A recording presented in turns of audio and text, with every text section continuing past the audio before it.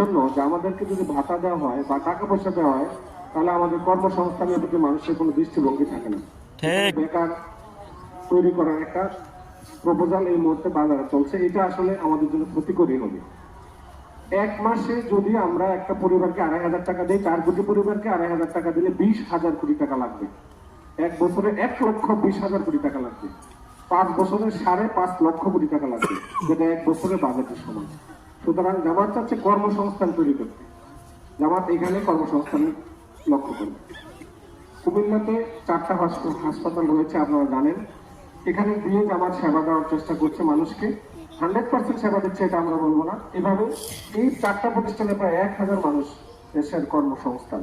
এভাবে আরো যাতে যদি সামনের দিকে ভালো করতে পারে, আমাদের পিছনে এখানে বিশাল একটা মাদ্রাসা হবে, আন্তর্জাতিক মানের মাদ্রাসা। মোস্তফাপুর জহির মাদ্রাসার পাশেই 5 কানি জায়গা ইতিমধ্যে কিন্তু আমি ইসলাম কলেজ ক্রয় করেছি। এখানে যদি একটা বিশ্বমানের মাদ্রাসা হয়, এই মাদ্রাসায় আমাদের কৃতি সন্তানরা, এই এলাকার মানুষও তো সবচেয়ে বেশি চাকরি পাবে। যদি চাকরি না দেয় সবার আগে আমি যাবো ইনশাল্লাহ। কি বলেন?